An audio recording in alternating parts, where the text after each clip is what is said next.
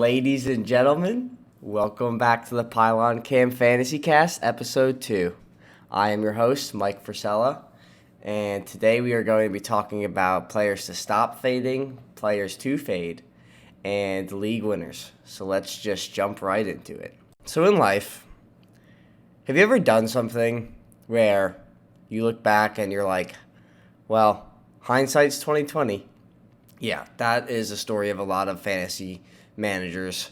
At least that's been the story for me for a while. And I think that looking back and seeing what I did right and what I did wrong is a huge part to getting better at fantasy.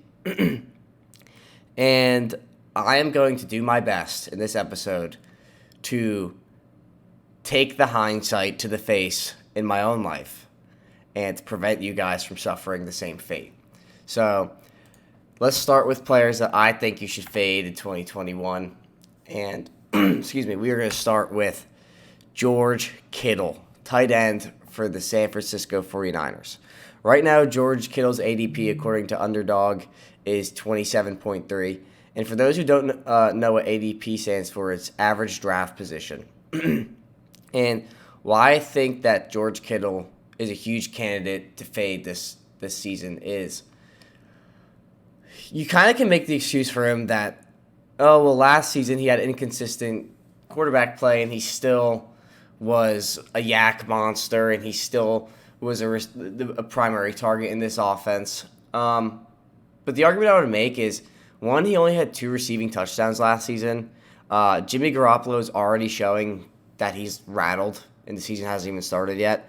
And I don't think George Kittle is going to finish as a tight end 2 this season. I think that players who are going to be more valuable than him and you could draft 2-3 rounds later are, off the top of my head, Kyle Pitts, TJ Hawkinson, and Mark Andrews.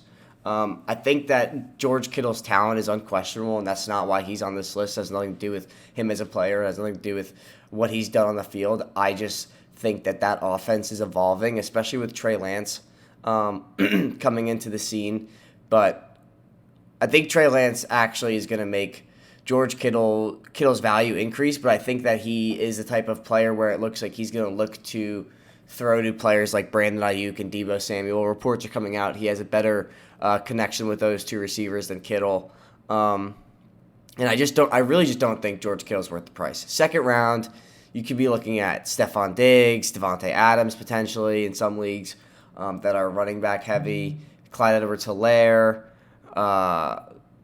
DK Metcalf, CD Lamb if you want to go after him. I just think the value is way too high for players that have higher ceilings than George Kittle to take George Kittle in the middle of the second round, and he probably, more than likely, is not going to finish as the tight end too. So coming in at number 9 on this list, I have Logan Thomas. Logan Thomas's ADP is not the reason why he's on this list. He's being drafted at 83.9 according to Underdog. All these ADP rankings are according to Underdog. Logan Thomas saw 110 targets and had 72 receptions for 670 receiving yards and 6 receiving touchdowns. So it's really not his talent as to why he's on this list. It's more so of the system and the situation he's in. Logan Thomas, to me, his volume is almost for certain going to regress in 2021. The offense is going to be centered around Terry McLaurin and Antonio Gibson more than anyone else. And on top of that, Ryan Fitzpatrick historically has never been someone who's favored his tight ends. So though Logan Thomas has the talent to be a top 10 tight end again, I just don't see it happening because of his situation. And I think he's kind of going to be phased out of the offense, even though they do like him. I just think that if he were to be a top 10 tight end again, or by top 10 I mean top 5, if he would be another top 5 tight end, I think it would be next year when Washington brings in a different quarterback or they draft a rookie who's going to be tight end reliant, like most rookie quarterbacks are. So I don't really think that Logan Thomas is going to have the same number.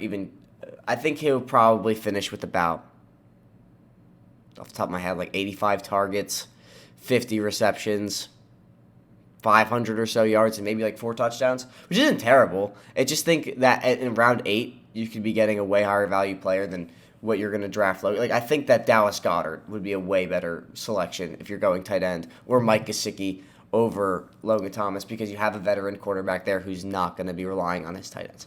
But coming in at number 8 on this list, I have Deandre Swift. And Deandre Swift is a player that I think I've gone back and forth as to should I fade him or should I not fade him, and I've landed on fade. And here's why. He missed 3 games last season with a concussion. And it's not the worst injury in the world, but Adrian Peterson, who was there in that backfield room and with DeAndre Swift all last season, the report he was giving was he's not the same. I don't know if he meant the same player or the same person, but the bottom line is DeAndre Swift was not the same after that concussion.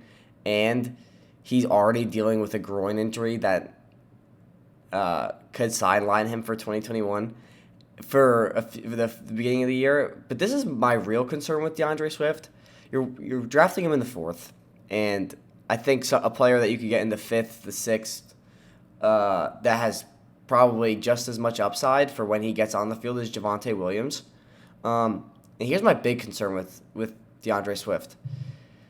Jermar Jefferson showed in the preseason he's a good enough backup, and they have Jamal Williams, who's a great backup for Aaron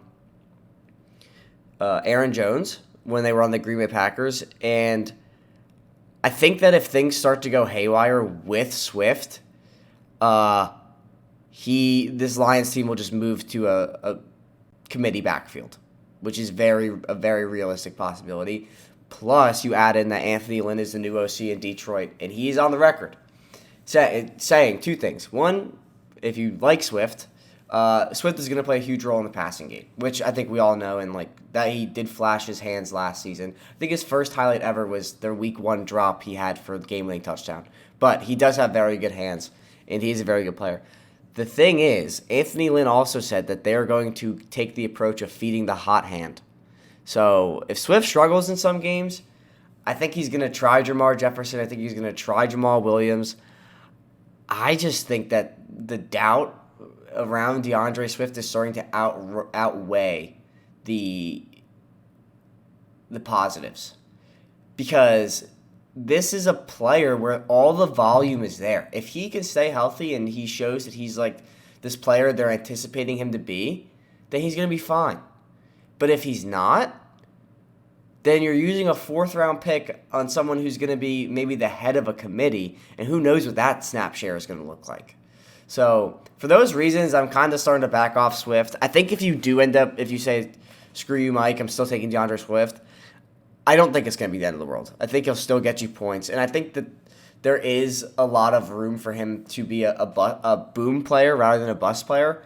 However, I just think with the talent in the 4th round that I'll just take my chances elsewhere. Now with the emergence of James Robinson and the Travis Etienne injury, you could take James Robinson either a round earlier or the same round, and there's no concern. I mean, James Robinson might be one of the safest players you could pick, being that his backup is like a 27 million-year-old Carlos Hyde. So I think that where Swift's being drafted, there's a ton of alternatives. David Montgomery, James Robinson, the list goes on. But, I mean, Gus Edwards, you could take Gus Edwards, who now that Justice Hill just tore his Achilles, he's going to see more snaps. And Gus Edwards is a player who's averaged over 5 yards per carry the past 3 years. So Gus Edwards might become, if he plays his potential, a 3rd round or a 4th round pick next year, or stays where he is. I just think that the concerns and the doubts around DeAndre Swift is why I'm kind of more on the side now of I'm going to fade him. I've traded him away in all my leagues, so I'm not telling you guys one thing and doing another. But coming in at number 7 on this list, I have Raheem Mostert. Every time I see someone draft Raheem Mostert, I just kind of sigh like I just did, because this guy's getting drafted in the 7th round, and he's going to get a hangnail week 2 and be done for 12 weeks. This is a person, they've already built, the 49ers have built the team to phase out Mostert almost immediately.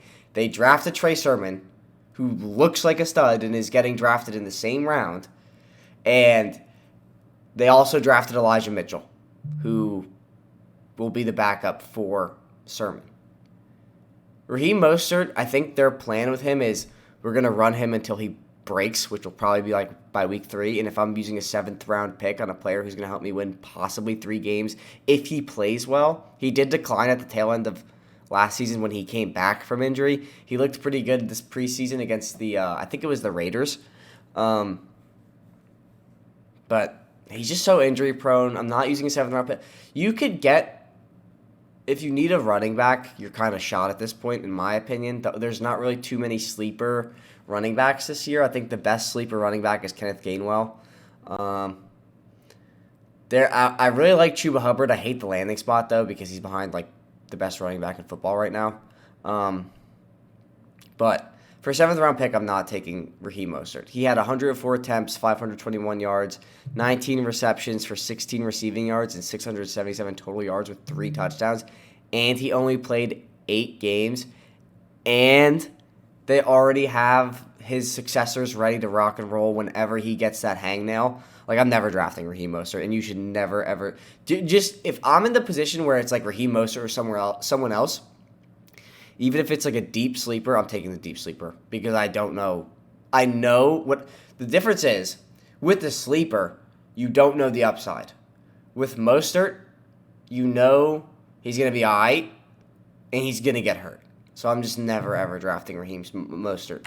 To go to number 6, I have James Conner. I can't stand James Conner, and I never have liked James Conner. I think James Conner is one of the most overrated running backs in recent memory. The dude has never started or played more than 12 games this season. And he's in a backfield by committee. He's getting drafted ADP of 118. I don't even think he's going to be the second string running back for Arizona. I think it's going to be Chase Edmonds and then Eno Benjamin and then James Conner. And yeah, you could argue, oh, well, James Conner's going to have a lighter workload, so maybe he won't get hurt. He'll get hurt. He will 100% get hurt. He gets hurt every season. It's almost expected that if you are drafting James Conner, well, I need to plan for the 3 games he's gone. I need to plan for the 4 games. Like, he's never going to play. Now that it's a 17, he's never playing 17 games. And at 118, there's so many value. You could get, I think Russell Gage is 100 in the 118th range, who's going to be an unquestioned 2 in Atlanta. There's just such value. Jalen Reagor, 118. Quez Watkins is even deeper. There's Terrace Marshall, deeper.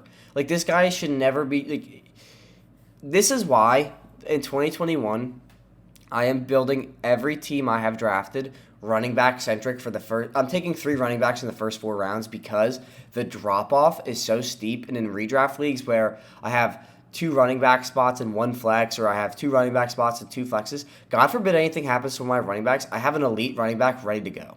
Where if I waited and I took the cool wide receivers, there's no depth. Like, past the 6th round, there is no depth at running back. For a good running back who will guarantee you 10 points a game, they're not there.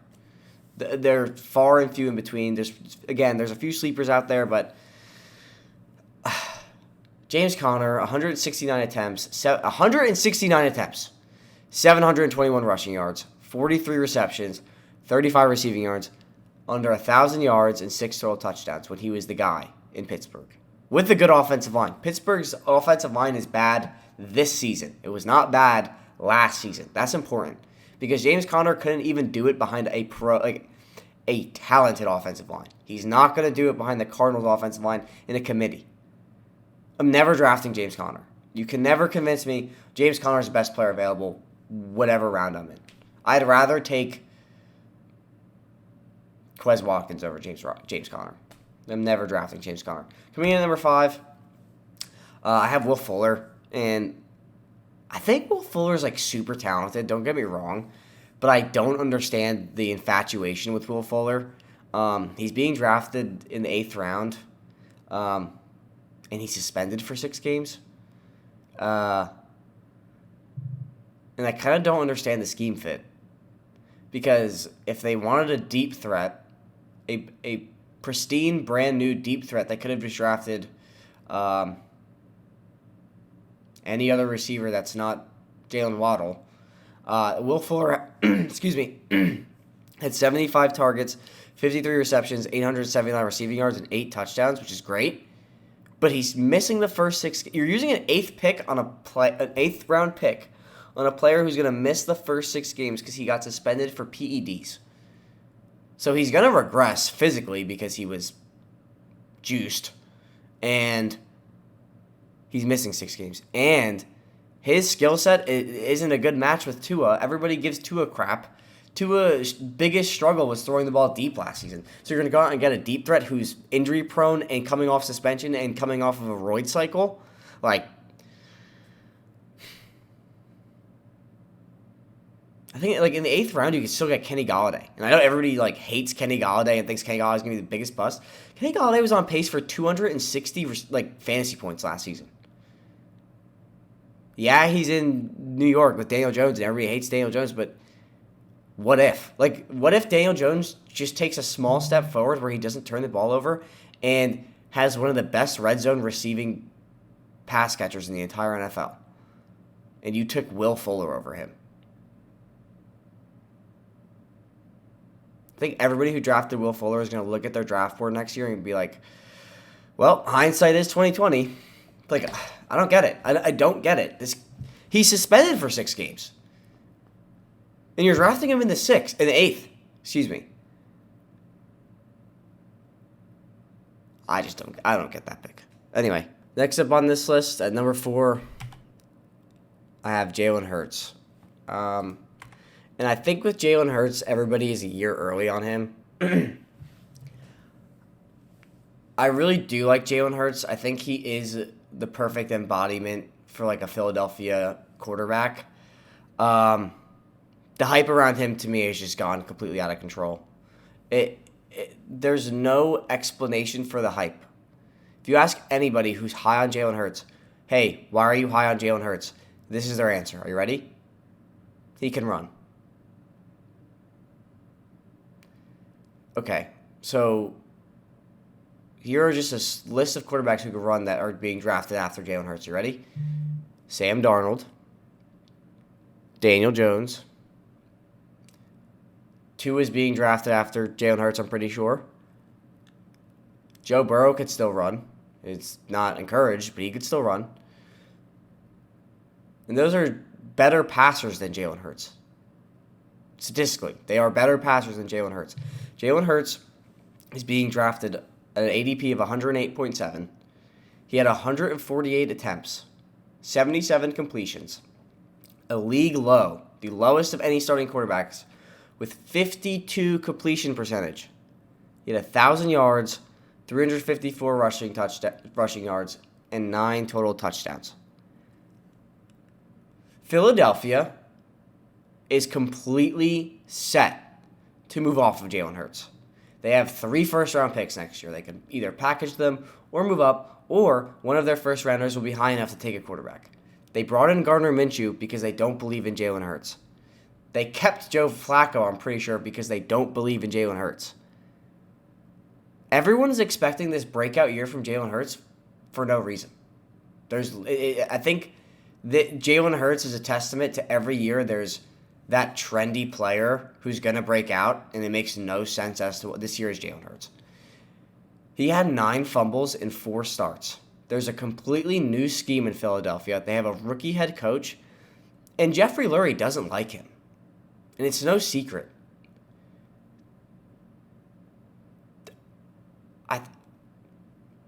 I would much rather, in the 10th round, take a skill player or just wait and take a quarterback later, or take a better quarterback.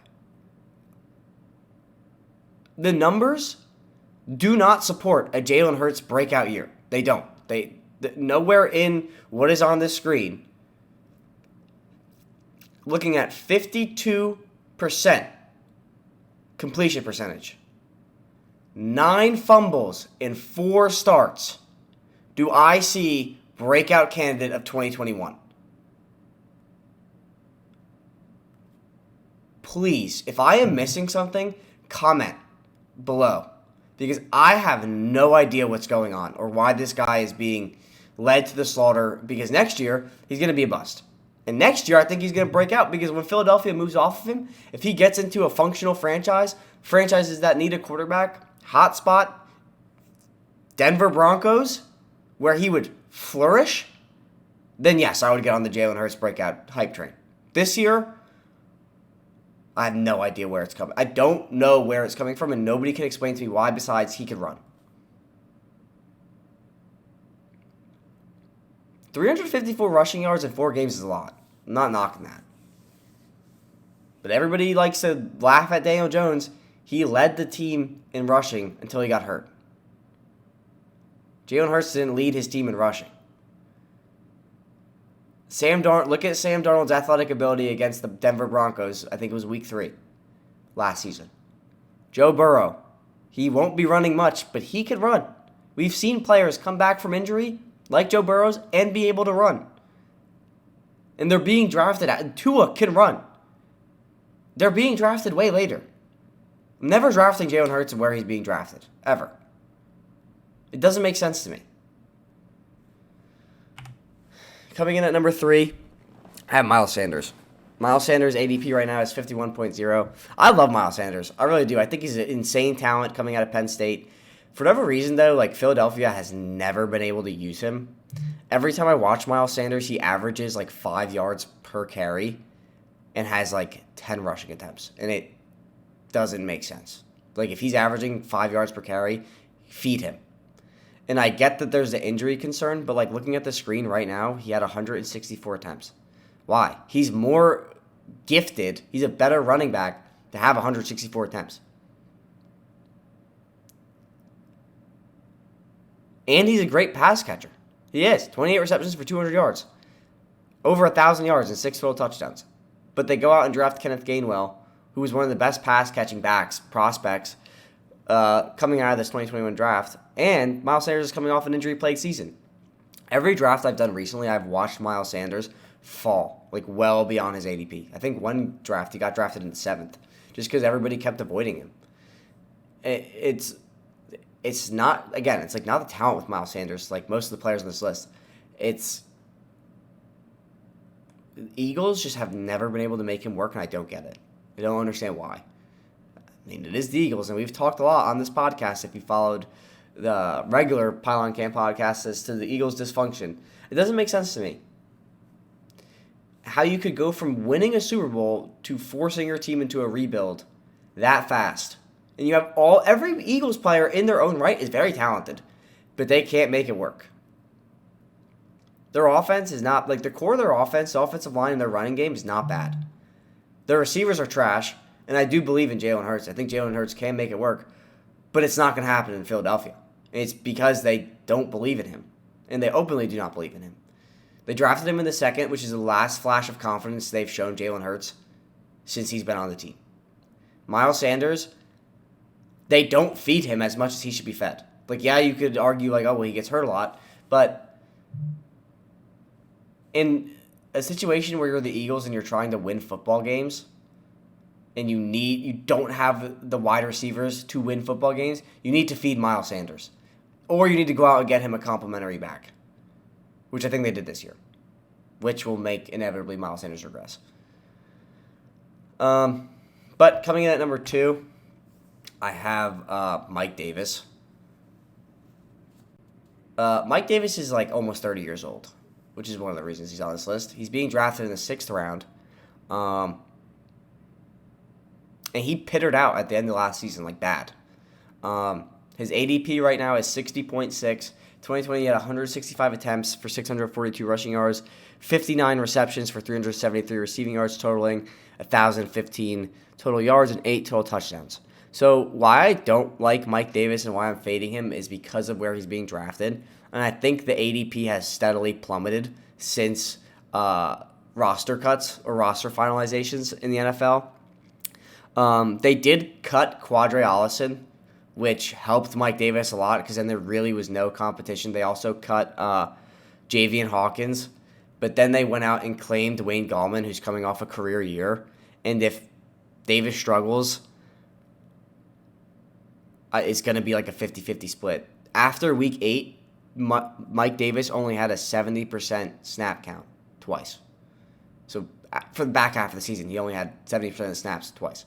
With a younger back, an arguably better back in Wayne Gallman, that number, he might in 17 games see 70% of the snaps twice. And he's being drafted in the 6th. Think about who you get in the 6th. T. Higgins is there. Brandon Ayuk's there. Running backs that are there. Javonte Williams could be there. Melvin Gordon, you get drafted later. Michael Carter, you could draft later. Ty Johnson, you could draft later. Phillip Lindsay, you could draft later. Mark Ingram, you could draft later. Who are all going to be in similar situations. I'm not saying they're better. Some of them are. Javonte Williams is better. Melvin Gordon is better. But Mike Davis is being drafted way too high. In the 6th round. One of my favorite players to break out this season and to possibly be a league winner, T. Higgins, Brandon Ayuk, all there. This is why you need to draft running backs early, because you're looking at the 6th round. You're in the 6th round and you're looking for a running back, and this guy may never have 70% of snaps after week 2 or ever because they went out and signed Wayne Gallman. And now you have no alternatives. Versus if you spend the capital early and get a running back or multiple running backs, you're going to be fine. In the last draft I just did, drafted Saquon Barkley, Clyde Edwards-Helaire, James Robinson, and Javonte Williams. I never have to worry about running backs. If any of them get hurt, I have a fill. Where everybody else, their bench is like Phillip Lindsay and Mark Ingram and David Johnson and Wayne Gallman and Mike Davis, who they drafted in the 6th. Actually, Mike Davis is probably starting for them if they drafted him in the 6th, to be honest with you. But coming in at the number 1 player to fade in all of fantasy for 2021, Corey Davis on the New York Jets. There is so much reason to fade Corey Davis, and for whatever reason, his ADP is increasing. And I would go out in this episode and put it on the record, he's not going to have over 700 receiving yards. He's not. Corey Davis kind of revived his career last season. Kind of. It was the closest he's gotten to 1,000 yards in his entire career. Being, he was in DB2 coverage with A.J. Brown on the other side of the field. Right? He's being drafted midway through the 7th, where there are plenty of better receivers. Corey Davis has never had 1 over 5 touchdowns in a season. He's never done that. He's never had over 1,000 yards in a season. Never done that. And he's never done it. Never had 1,000 yards and 5 touchdowns in the same season. With DB2 coverage. With better quarterback play. This is no knock on Zach Wilson. He's just a rookie. The AFC East arguably is the best defensive division in football, and it is certainly, if you take out the Jets, the best secondary. They all have the great secondaries in the AFC East. Corey Davis is now going up against Xavier Howard, Stephon Gilmore, and Tre'Davious White 6 times in a year. If you want a Jets receiver that bad, take Elijah Moore, because he's going to lead the team in receiving yards. Or no, I think he's going to lead the team in receiving receptions and receiving touchdowns. Corey Davis is going to struggle this season. Like bad. Really bad.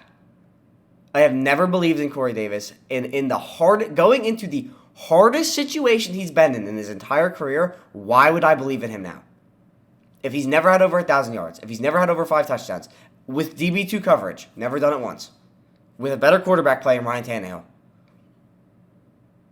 never did it as the one with Ryan Tannehill or Marcus Mariota, why am I going to believe in him when he has a rookie quarterback in the hardest division he's ever played against? In a dysfunctional franchise, which is turning around, to give them credit. Corey Davis will have under 700 receiving yards, and you're going to draft him in the 7th. Do not draft. I cannot stress this enough. Do not draft Corey Davis. And if you did draft Corey Davis, trade him while he's still high. Quote. No idea why his stock is high. Don't get it. But trade him while you can. That's going to wrap up players to fade. Let's go into players to stop fading. This is a segment where I kind of think that some of these players are getting bad raps because their situation is not being fully understood. So let's just get into it. Coming in at number 10, I have Brandon Iuke. I don't really think Brandon Iuke is being faded too much, but Brandon Iuke put up basically George Kittle numbers as a wide receiver, and he's being drafted 2 rounds later, and he did it with inconsistent quarterback play.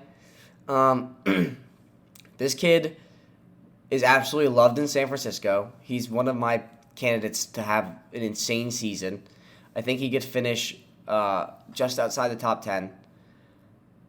He had 96 targets, 60 receptions, 748 receiving yards, and 5 receiving touchdowns. That number can only go up.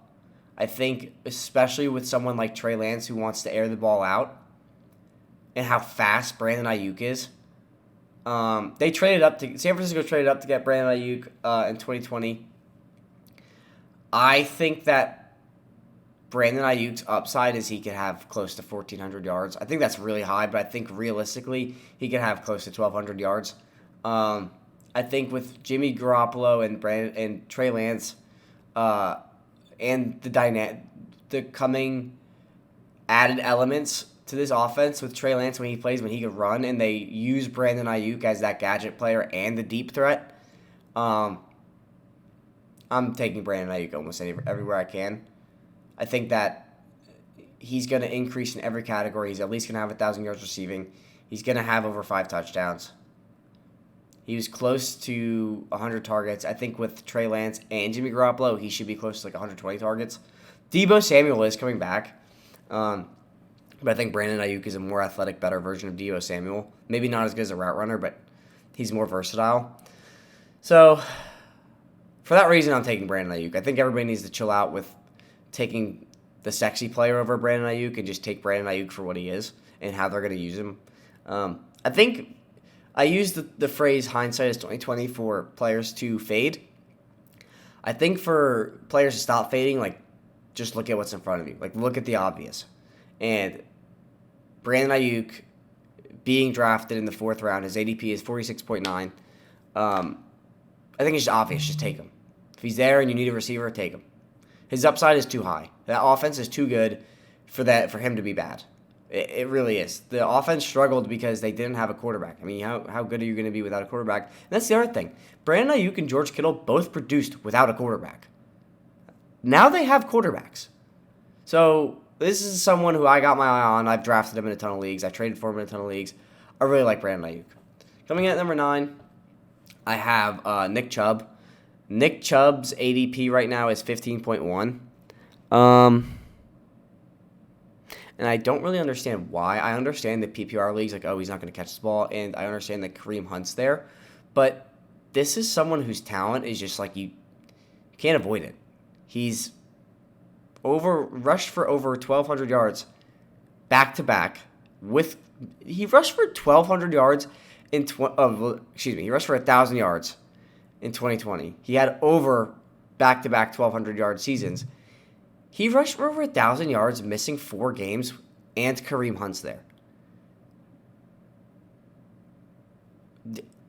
I just am dumbfounded that people are taking Austin Eckler or Aaron Jones over Nick Chubb. He's so consistent, and if you are new to fantasy and you want to take a running back in the 1st or 2nd round, depending on if you're in redraft or not, and you don't know who to take, if your favorites are off the board, just take Nick Chubb. There's no reason to not take Nick Chubb unless you are certain in who you are picking over him. But aside from that, players like Aaron Jones, who inevitably are going to regress, injury-prone players like Austin Eckler, who have never really done anything and are just banking on the upside, take Nick Chubb. Antonio Gibson.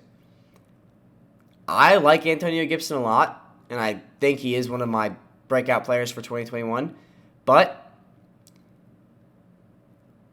he's someone who the upside is starting to kind of get out of control. I might need to be fact-checked on this, but I'm pretty certain he only rushed for over 100 yards twice, and both times were against the Cowboys, who had one of the worst run-stopping defenses in the entire NFL. So, Nick Chubb, Mr. Consistent, just take him. He should not be being drafted at the 15th. This is someone who in the next year he's going to slide up because those players being drafted before him, if they bust, they're going to fall back. So Nick Chubb is being drafted later for no reason. He's being drafted because people are speculating players who haven't done what Nick Chubb has done is going to do what Nick Chubb does. That's the reason why Nick Chubb is falling back. Coming in at number 8, I have Chris Carson. Chris Carson's ADP is at 38.2. And he outplays his ADP every year. He always is a top 10 running back, but then he gets hurt. However, the Seattle Seahawks did just go out and pay Chris Carson. He has insanely high volume in the passing game. He's a great pass catcher. They use him as like a deep threat. Most of his receiving yards were passes down the field. And before he got hurt in 2020, he was, I think, I didn't check. That's why it says he was playing above RB10. I think he was the RB8 for a long stretch. And then he got hurt. And he was consistently moving up. So he hit a ceiling at RB8 and then got hurt. Chris Carson, to me, is like one of the last sure bet running backs you could take that I would gamble on his injury side because I know what I'm getting with Chris Carson. He's an insane talent. He does get hurt some. But after Chris Carson, you're not looking at much. So for that reason, I would take Chris Carson because he's going to help your team. He's going to help your running back core more than he's going to hurt it. And if he is hurt, he's only going to be hurt for about 2 games. And he might not get hurt. Coming in at number 7, I have Jerry Judy. So Jerry Judy, to me, he's being drafted at the 49.9 spot, according to his ADP. He was coming out of the draft as like the best wide receiver in the draft. Coming out of Alabama, best route runner by far, great hands, the whole package. I think over 60% of his targets from Drew Lock were deemed by Next Gen Advanced Stats uncatchable. And he still had 850 yards. He was targeted 113 times with only 52 receptions. But again, if 60% of those targets are uncatchable, now you have someone like Teddy Bridgewater, who's a one-read quarterback and is going to pepper Jerry Judy, who has generates some of the most separation in the entire NFL. Jerry Judy's going to have over 1,000 yards. And then next year, if you're in dynasty formats, they're going to get a quarterback, and it could be anybody. It could be Aaron Rodgers. It could be Jalen Hurts. If the Giants move off of Daniel Jones, it could be Daniel Jones. He's going to have a good quarterback next year. He's going to have a better quarterback next year, 100%. And Teddy Bridgewater is kind of going to start to uncover the potential of Jerry Judy. No disrespect to Drew Lock, but Drew Lock is a wild wire. He's too inconsistent. He doesn't put the ball where it needs to be. He just kind of he lowered Jerry Judy's ceiling pretty substantially. So now Jerry Judy's going to get a ton of looks. He's going to have a more accurate quarterback who's going to hit him on, I guess, shallower routes because he doesn't have the biggest arm, intermediate routes. So with how much separation he gets, I think Jerry Judy's going to enter the conversation as like one of the best yak receivers in the NFL. And if you're new to fantasy or you're new to football, yak means yards after catch. Coming in at number 6, I have Clyde Edwards-Helaire. Clyde Edwards-Helaire, so there's a little bit to unpack with Clyde Edwards-Helaire. He has entered my list of nuclear upside for 2021. He's being drafted 24.9. So in 2020, he had 181 attempts for 803 yards, rushing yards, 36 receptions for 297 receiving yards, 1,100 total yards, and 5 touchdowns. Clyde Edwards-Helaire played hurt for, I think, about 6 games. And he's the lead back. He is 100% unquestionably the lead back in Kansas City. Also, Kansas City went out and rebuilt their offensive line, which is now an elite offensive line. And Clyde Edwards-Helaire was hand-selected by Patrick Mahomes, not by their front office. Andy Reid texted Patrick Mahomes and said, "Who do you want?" And he said, "Get me the running back from LSU, Clyde Edwards-Helaire." Clyde Edwards-Helaire also is going to. Kansas City has openly said, this is not a conspiracy theory or anything, they want to use him more in the pass catching game. So PPR formats, stock automatically goes up. Also, Andy Reid, all of Andy Reid's running backs entering their first year have finished top 10. Clyde Edwards-Helaire was hurt. He isn't a bust. He was playing hurt.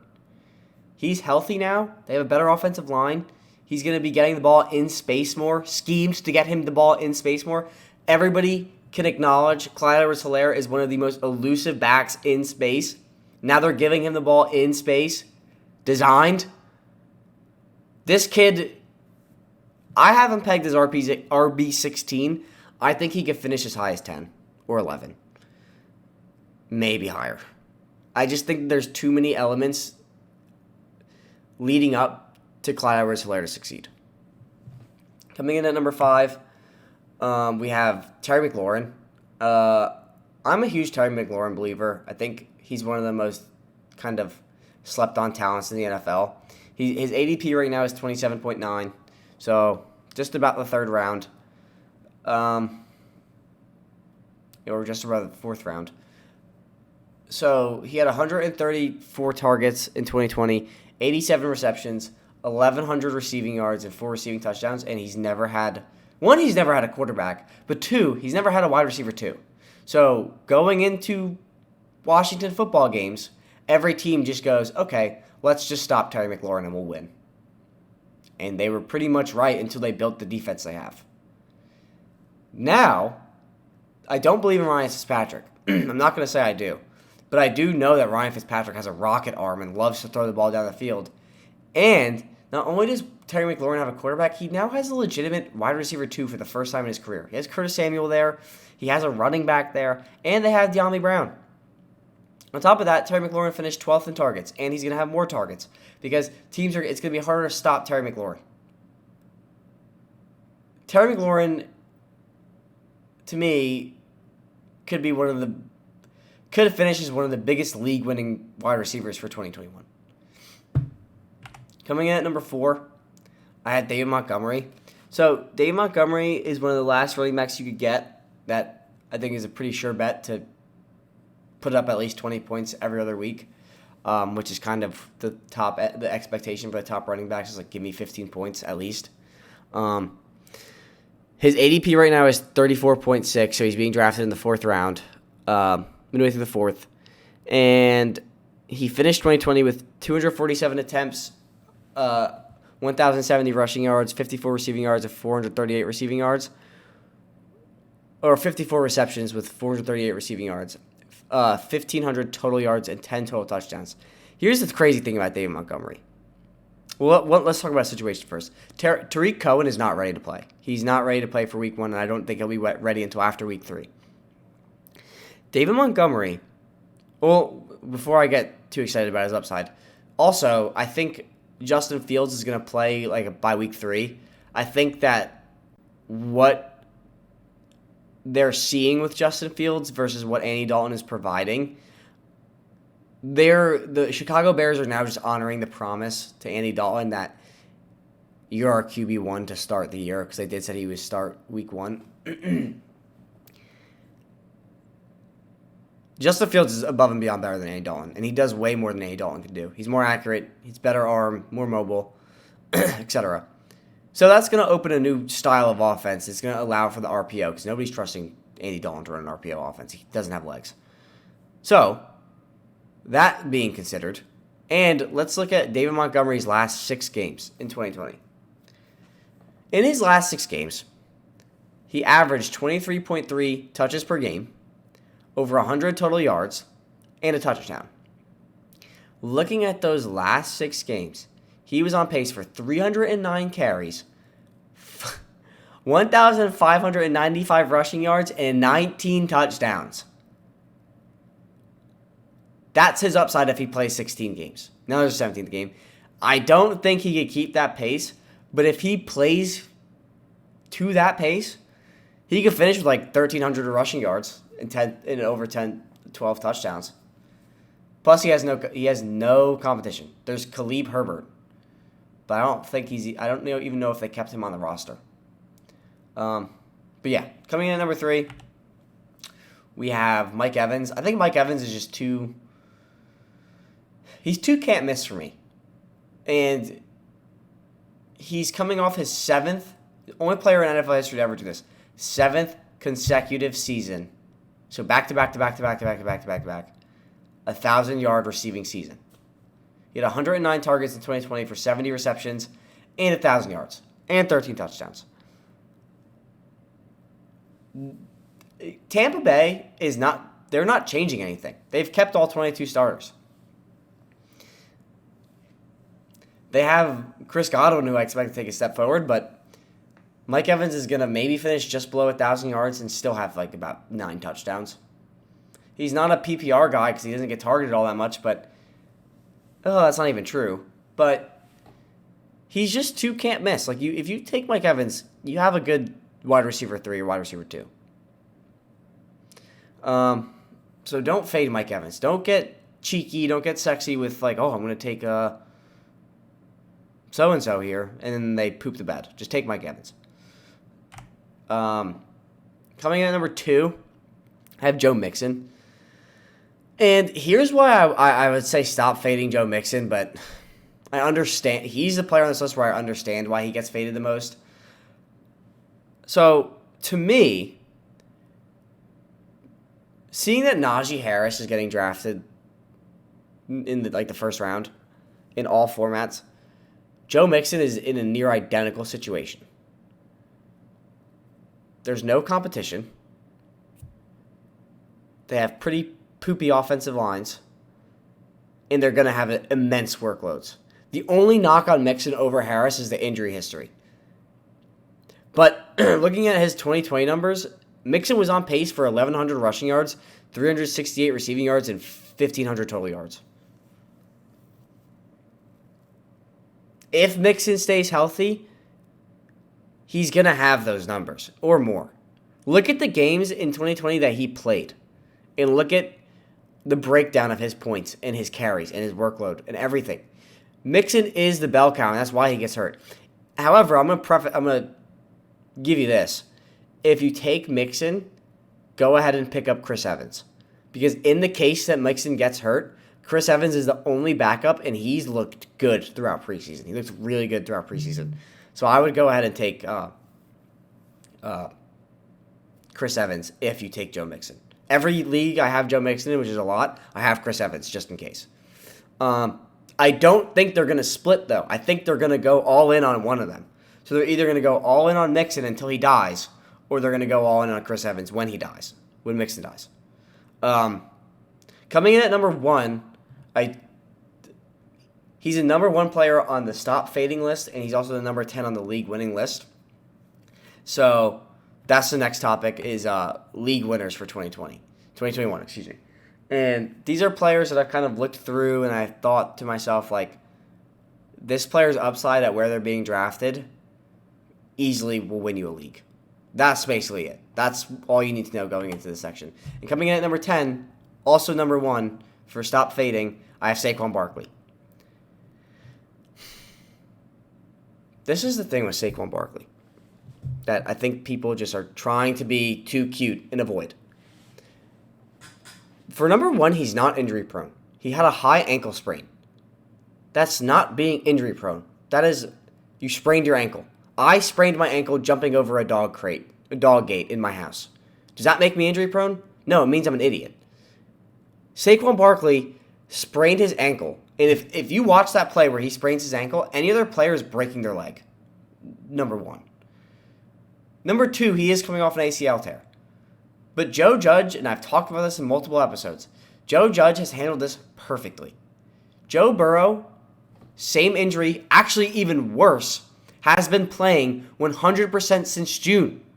What does that mean if he has a worse injury than Saquon Barkley? His body can handle it. His body can handle playing football at 100%, his new 100%, not pre-injury 100%, but post-injury.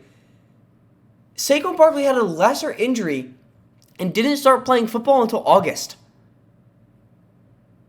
The thing that they've been making sure about Saquon Barkley, which is the biggest part of an ACL injury in 2021, being with where medical science is the mental aspect of it. Can I trust my body to cut? Can I trust my body to run? Can I trust my body to take this hit? Saquon Barkley saw his first contact reps last week. This kid knows his body's healed and he knows its new limits. Right? Joe Judge is not letting him play unless he's certain, one, his body can handle it, and two, he knows Saquon can handle it. Saquon Barkley is gearing up for a full workload. Week 1 against Denver. If he handles that and takes that for the rest of the season, let me tell you something. Giants' offensive line cannot pass block to save their life, but they are one of the best run-blocking offensive lines in the NFL. Saquon Barkley will have probably over 20, 25 touches a game because they don't want Daniel Jones to throw the ball that much. They're just a team that has an elite defense, is going to run at you and chew the clock, and then they're going to hit you with, God willing, an explosive play to Kenny Gallaudet. Saquon Barkley is being drafted 12th overall. In some leagues, that is in the second round. This is a player whose talent is number 1, number 2 overall. If this kid, I want to do this study after this season because I'm going to do it. I want to see how many teams drafted Saquon Barkley after pick 6 and went on to win their leagues. Because you are basically, if he is healthy, you are basically getting Christian McCaffrey in the 12th round.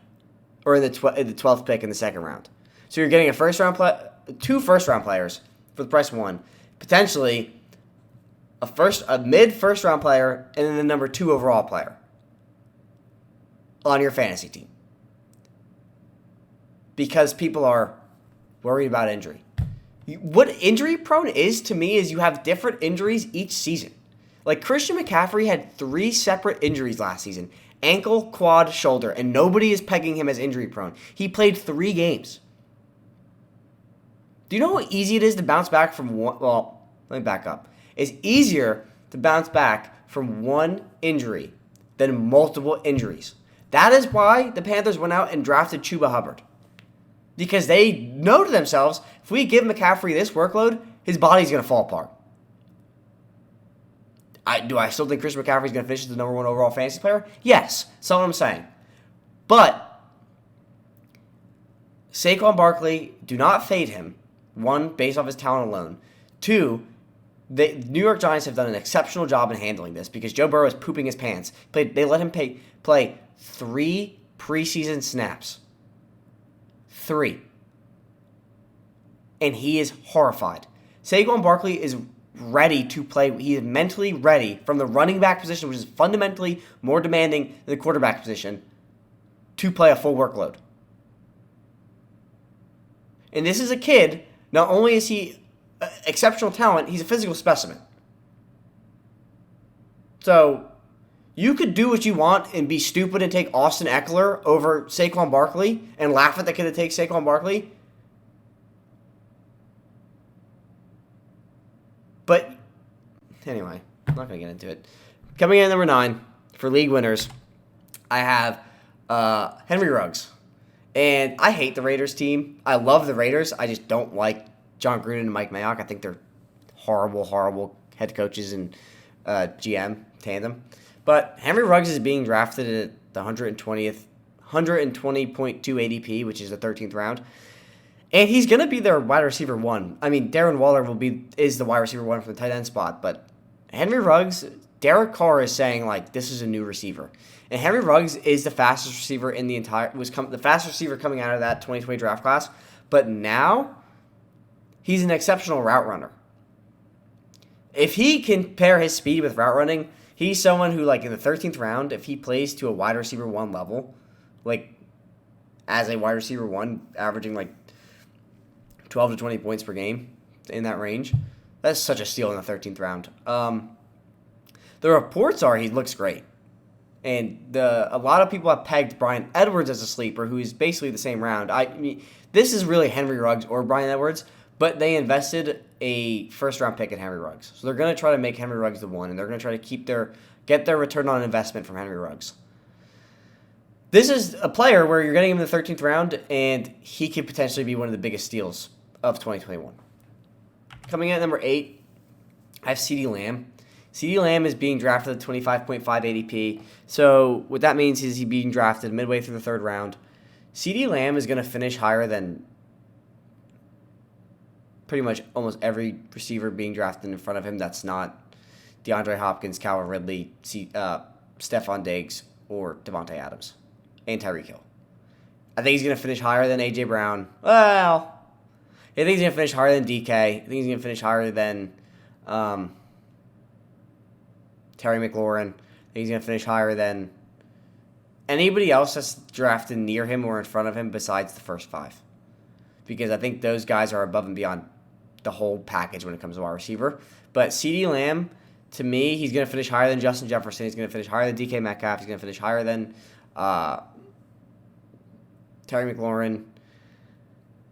I mean, he was on pace before Dak got hurt for an immense amount of yards and catches. I don't have it written down, so that's my bad. But he almost finished with Andy Dalton with 1,000 receiving yards and 5 touchdowns. He finished with 935 receiving yards and 5 touchdowns. So this is a player where, like, you give him a elite quarterback, so to speak, when it comes to producing, not winning games, but producing numbers. CeeDee Lamb is going to pop off this year. Coming in at number 7, I have Quez Watkins. So why I have Quez Watkins at 7 is basically based off of the workload he's going to see and where he's being drafted. He's being drafted in the 19th round, almost the 20th round. Jalen Reagor is being drafted in the 14th round. So you're getting a player who's going to have is probably going to have more targets than Jalen Reagor 4 rounds later. And I think Jalen Hurts is going to rely heavily on Quez Watkins because he's playing from the slot. They're going to hit him on wide receiver screens, on jet sweeps. He's so fast. If you watch any preseason, he is fast as lightning. I think his first catch was a wide receiver screen from Joe Flacco that he just took to the house. Like, he's going to outproduce Reagor. He has the potential to have more receptions than Devontae Smith. I don't think that's going to happen, but playing in the slot, it's not impossible. And with Jalen Hurts, who kind of struggled to make those tough passes last season, I think he's going to rely heavily on Dallas Goddard and Quez Watkins. Coming in at number 6, I have Terrace Marshall. So here's why I have Terrace Marshall on this list. Terrace Marshall's ADP is 116.3, so he's being drafted in the 12th round. DJ Moore is being drafted in the 6th or 7th round. His ADP is 60, and Robbie Anderson's is 40.6. So I have had a theory that I put on the record, and if you've listened to the podcast, you know how much I like Terrace Marshall. I think Terrace Marshall is going to finish 2nd in yards for the Carolina Panthers. That's my bold prediction. And he's definitely going to outperform his ADP. He's looking already like to be the best wide receiver in this class. Now, granted, Jamar Chase, I think he just got to get the nerves out, and he'll be above and beyond the best player. Jalen Waddle hasn't played much. Devontae Smith hasn't played much, and Rashad Bateman's hurt. But Terrace Marshall has played all preseason, and he has been lighting it up. He's had over 50 yards on less than 3 receptions every week. And he's almost had a touchdown every week. I think he's going to be really good, and he's going to well and above and beyond outperform his ADP. Especially if Sam Darnold's all right. Like, nobody's expecting Sam Darnold to come in and win the division, but if he could come in and play and win them some games more than Teddy Bridgewater, the Panthers are going to be all right for next year in real life, not just fantasy. And then coming in at number 5, I have Russell Gage. Russell Gage is being drafted. His ADP is 114.3. But he started 8 games. And if you look at the games he started, I think he put up over 15 fantasy points every single game. He's going to pick up the slack for Russell that Julio Jones left behind. He is going to take the Calvin Ridley role. Calvin Ridley is going to see DB1 coverage. And God knows how teams are going to handle Kyle Pitts. Russell Gage is going to be the last person, last receiving threat for teams to game plan against. And I think that's going to be a huge factor in his fantasy production. In 2020, he had 109 targets, 72 receptions, 786 yards, and 4 receiving touchdowns. He's going to have a huge workload, and he's going to the big key to this is he's going to be the last factor teams are going to factor for when game planning against Atlanta. You have to factor for Calvin Ridley, you have to factor for Kyle Pitts, and you have to factor for the running game. And then I think they throw Russell Gage in at the end. I don't think people are expecting too much from Russell Gage. So Russell Gage is number 5 on my league winning list because I think at 114 ADP, he's going to outplay that by a lot. I think he's going to play well above that. So coming in at number 4, we have Marquez Callaway. So Marquez Callaway is going to be the number 1 receiving option in a very explosive Saints offense. Like, the Saints have never had a bad offense, which is why it doesn't really make sense to me why he's being drafted so low. His ADP is 93.8. He's going to be the number 1 until Michael Thomas comes back, and he has looked like he's going to be a very good 1. There's a belief in growing rumors that because of Marquez Callaway, the Saints have more negotiating power or more of a willingness to trade Michael Thomas because they don't need him as much. Now, granted, Michael Thomas was the best receiver in football 2 years ago, but you're getting the number 1 option in the 9th round. And Jameis Winston, say what you want about him, he airs the ball out, and he did lead the league in touchdowns and passing yards 2 years ago on the Bucs. So I do like Marquez Callaway a lot. I think he's going to shock a lot of people. Coming in at number 3, I have Kyle Pitts. So Kyle Pitts is on this list because I think he's going to finish at the tight end 2 or 3. I don't think he finishes anywhere lower. But you're getting him in the 4th round. And why I think this is such value is because Travis Kelce and George Kittle are both going in the 1st or 2nd round. Or 3rd round. Kyle Pitts is going in the 4th or 5th. And he's going to outperform George Kittle. So Kyle Pitts is my favorite to win Offensive Rookie of the Year. I don't think you could game plan for him. And I think he's going to pick up most of the slack that Julio left behind. I just think that this kid is going to break every rookie tight end record ever. I don't even think it's close, especially in that offense. When you have as heavy of an air raid offense with Matt Ryan, who's just playing from behind, they're always playing from behind. Kyle Pitts is going to... I mean, it's crazy, but there's a realistic chance if he could finish as a tight end 1. And you're getting him in the 4th and 5th round. So, this is barring no injury. So I think Kyle Pitts, just the value of where you're going to draft him is just too much to pass up on. And I think if you do get him in that 4th and 5th round, he's going to put up points for you, like a lot. I think he'll probably average somewhere between, I think George Kittle averaged and Travis Kelce averaged close to 22 points per game. I think Kyle Pitts will be right there.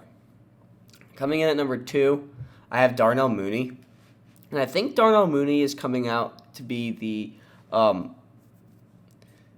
the biggest, quote, breakout sleeper of 2021. His ADP is 90. I think he should be in the league winner conversation, though, because this is someone who has great separation. There is that clip of him, if you haven't seen it, look it up on YouTube, of him absolutely annihilating Jalen Ramsey on a route. His route running is insane. It's up with the top receivers in the NFL, and he's ridiculously fast, and they love to just send him down the field. And a reason why he didn't break out in 2020 was because of Mitchell Trubisky and Nick Foles. Now you pair him with someone who's a deep ball specialist, at least it looks like, with Justin Fields. And I think that this is a kid who's just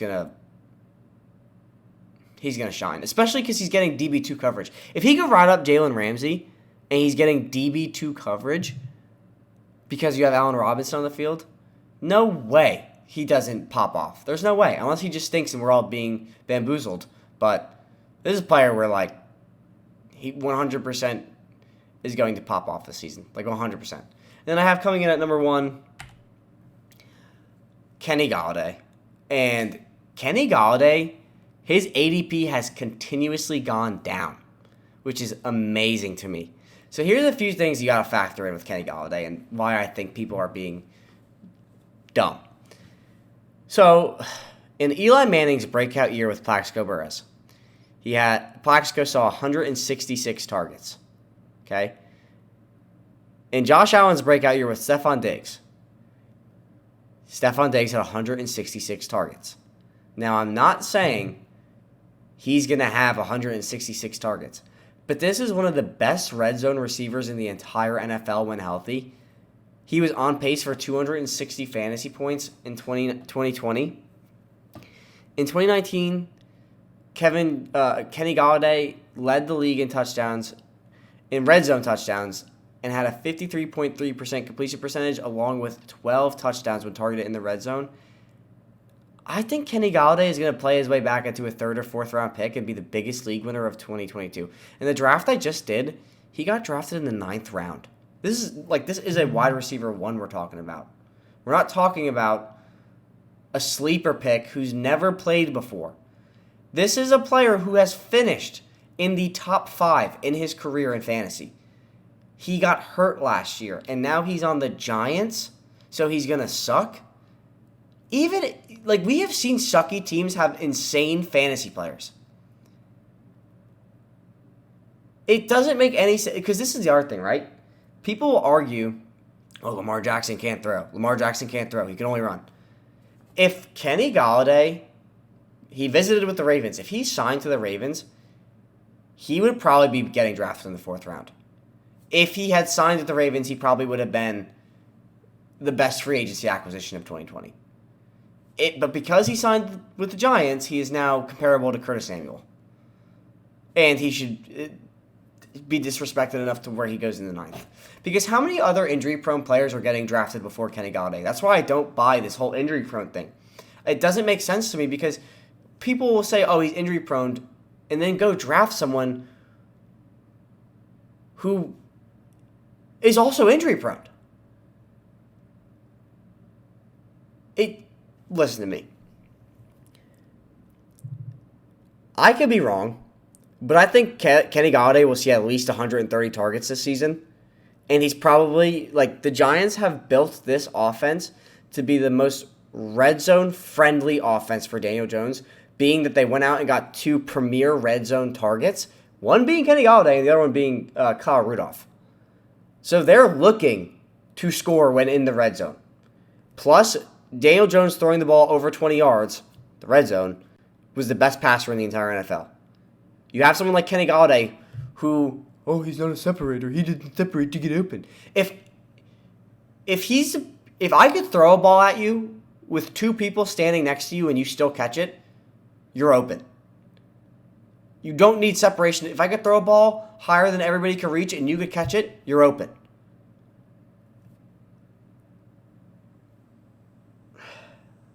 This drives me nuts. Not only because, I would even say if Kenny Galladay was still on the Lions, he's getting drafted in the 5th. Because of Matt Stafford. The numbers do not lie. Yes, he's coming off an injury-plagued season where he only played 4 games. But he's healthy now. Can he stay healthy? That's the question. But you're drafting this kid in the 9th who led fantasy receivers. Was in the top 5 in fantasy football 2 years ago. And now all of a sudden he has one season where he's injured. And he goes to the Giants. Now he avoid him like someone has coronavirus. It doesn't make sense to me.